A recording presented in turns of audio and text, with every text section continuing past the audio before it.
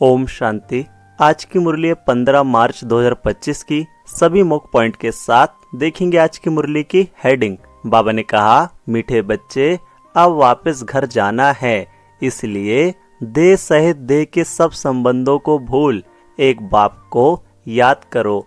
यही है सच्ची गीता का सार। आज की मुरली से प्रश्न है। बाबा ने कहा, तुम बच्चों का सहज पुरुषार्थ क्या है? उत्तर है, बाप कहते हैं तुम बिल्कुल चुप रहो। चुप रहने से ही बाप का वर्षा ले लेंगे। बाप को याद करना है, सृष्टि चक्र को फिराना है। बाप की याद से तुम्हारे विकर्म विनाश होंगे, आयु बड़ी होगी और चक्र को जानने से चक्रवर्ती राजा बन जाएंगे। यही है सहज पुरुषार्थ। आज की मुरली से पहला मुख्य पॉइंट है, ध्यान से सुनेंगे। बाबा ने कहा, बच्चे तो समझते हैं, बरोबर हम गीता का ज्ञान पढ़ रहे हैं। कल पहले मुहाफिक, परंतु श्री कृष्ण नहीं पढ़ाते। परमपिता परमात्मा हमको पढ़ाते हैं, वही हमको फिर से राजयोग सिखा रहे हैं। तुम अभी डायरेक्ट भगवान से सुन रहे हो। भारतवासियों का सारा मदार गीता पर ही है। उस गीता में भी लिखा हुआ है कि रुद्र ज्ञान यज्ञ रचा। यह यज्ञ भी है तो पाठशाला भी है। बाप जब सच्ची गीता आकर सुनाते हैं तो हम सदगति को पाते हैं। मनुष्य यह नहीं समझते, बाप जो सर्व का सदगति दाता है उनको ही याद करना है। मुरली से दूसरा मुख्य पॉइंट है। बाबा ने कहा, बाप कहते हैं इन देह के सारे पसारे अर्थात विस्तार को भूल अपने को आत्मा समझो। आत्मा शरीर से अलग हो जाती है तो सब संबंध भूल जाती है। तो बाप भी कहते हैं देह के सब संबंध छोड़ अपने को आत्मा समझ मुझ बाप को याद करो। अभी घर जाना है ना, आधा कल्प वापस जाने के लिए ही इतनी भक्ति आदि की है।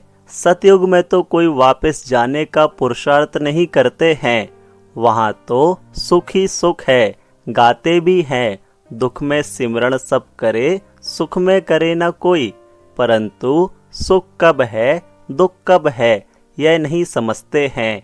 हमारी सब बातें हैं गुप्त, हम भी रूहानी मिलिट्री है ना।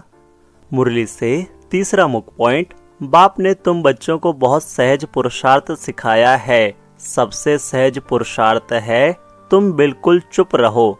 चुप रहने से ही बाप का वर्षा ले लेंगे। बाप को याद करना है, सृष्टि चक्र को याद करना है। बाप की याद से तुम्हारे विकर्म विनाश होंगे, तुम निरोगी बनेंगे, आयु बड़ी होगी। चक्र को जानने से चक्रवर्ती राजा बनेंगे। अभी हो नरक के मालिक, फिर स्वर्ग के मालिक बनेंगे। स्वर्ग के मालिक तो सब बनते हैं, फिर उसमें है पद। जितना आप समान बनाएंगे उतना ऊंच पद मिलेगा। अविनाशी ज्ञान रत्नों का दान ही नहीं करेंगे तो रिटर्न में क्या मिलेगा। मुरली से चौथा मुख्य पॉइंट है, ध्यान से समझेंगे। बाबा ने कहा, सच्ची गीता भगवान के द्वारा सुनने से मनुष्य देवता विश्व के मालिक बन जाते हैं। टॉपिक कितनी अच्छी है, परंतु समझाने का भी अकल चाहिए ना। यह बात क्लियर लिखनी चाहिए, जो मनुष्य समझे और पूछे। कितना सहज है। एक एक ज्ञान की पॉइंट्स लाखों करोड़ों रुपयों की है, जिससे तुम क्या से क्या बनते हो। तुम्हारे कदम कदम में पदम है, इसलिए देवताओं को भी पदम का फूल दिखाते हैं। तुम ब्रह्मा मुख वंशावली ब्राह्मणों का नाम ही गुम कर दिया है। मुरली से पांचवा मुख्य पॉइंट है। बाबा ने कहा, तुम्हारे पास कोई पुस्तक नहीं है, लेकिन यह सिंपल बैज ही तुम्हारी सच्ची गीता है। इसमें त्रिमूर्ति का भी चित्र है, तो सारी गीता इसमें आ जाती है। सेकंड में सारी गीता समझाई जाती है।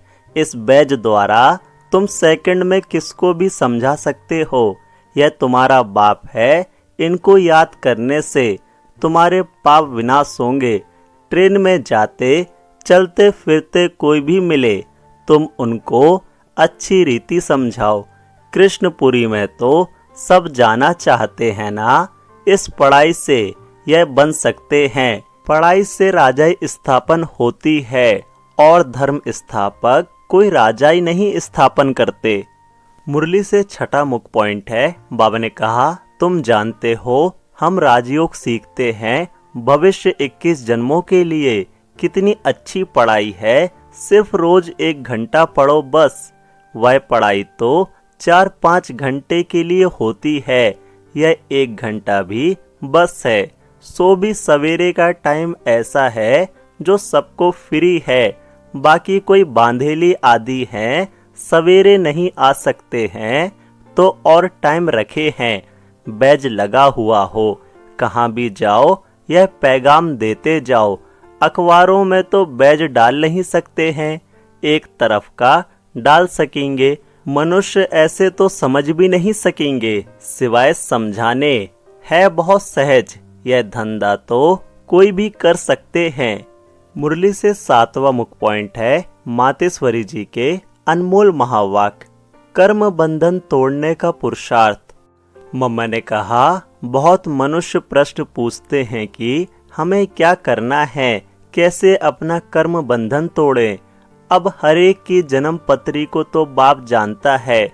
बच्चे का काम है एक बार अपने दिल से बाप को समर्पित हो जाए, अपनी जवाबदारी उनके हाथ में दे देवे। फिर वो हरेक को देख राय देगा कि तुमको क्या करना है। सहारा भी प्रैक्टिकल में लेना है, बाकी ऐसे नहीं सिर्फ सुनते रहो और अपनी मत पर चलते चलो। बाप साकार है तो बच्चे भी स्थूल में पिता गुरु टीचर का सहारा लेना है। ऐसे भी नहीं आज्ञा मिले और पालन ना कर सके तो और ही अकल्याण हो जाए। तो फरमान पालन करना भी हिम्मत चाहिए। चलाने वाला तो रमजवाज है, वो जानता है इसका कल्याण किसमें है, तो वह ऐसे डायरेक्शन देगा कि कैसे कर्म बंधन तोड़ें। मुरली से 8वां मुख्य पॉइंट है, मम्मा ने कहा, इसमें कोई घरवार छोड़ने की बात नहीं है। यह तो थोड़े से बच्चों का इस ड्रामा में पार्ट था तोड़ने का। अगर यह पार्ट ना होता तो तुम्हारी जो अब सेवा हो रही है फिर कौन करे। अब तो छोड़ने की बात ही नहीं है, मगर परमात्मा का हो जाना है। डरो नहीं, हिम्मत रखो। बाकी जो डरते हैं वो ना खुद खुशी में रहते हैं ना फिर बाप के मददगार बनते हैं। यहाँ तो उनके साथ पूरा मददगार बनना है। जब जीते जी मरेंगे तब ही मददगार बन सकते हैं।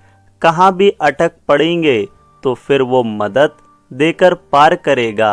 तो बाबा के साथ मनसा वाचा कर्मणा मददगार होना है।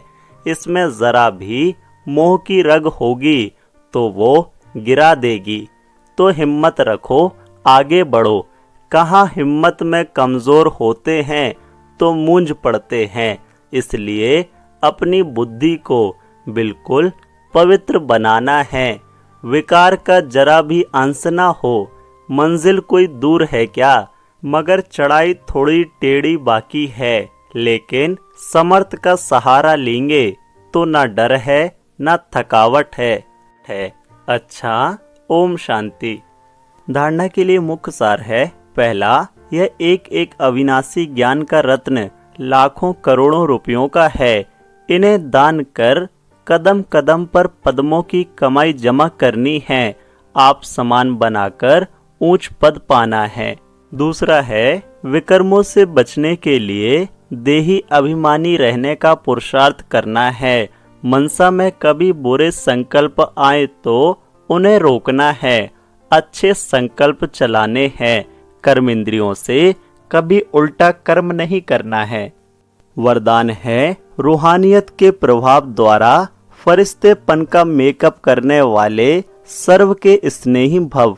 डिटेल है, जो बच्चे सदा बाप दादा के संग में रहते हैं उन्हें संग का रंग ऐसा लगता है जो हर एक के चेहरे पर रूहानियत का प्रभाव दिखाई देता है। जिस रूहानियत में रहने से फरिश्तेपन का मेकअप स्वतः हो जाता है।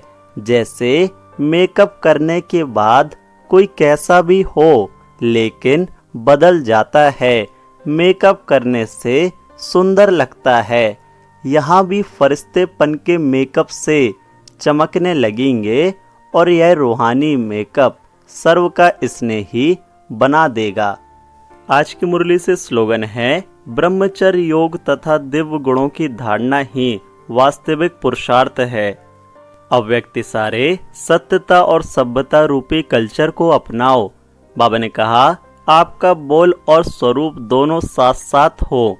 बोल स्पष्ट भी हो, उसमें स्नेह भी हो, नम्रता, मधुरता और सभ्यता भी हो, लेकिन स्वरूप की नम्रता भी हो। इसी रूप से बाप को प्रत्यक्ष कर सकेंगे। निर्भय हो, लेकिन बोल मर्यादा के अंदर हो। फिर आपके शब्द कड़े नहीं मीठे लगेंगे। अच्छा, ओम शांति।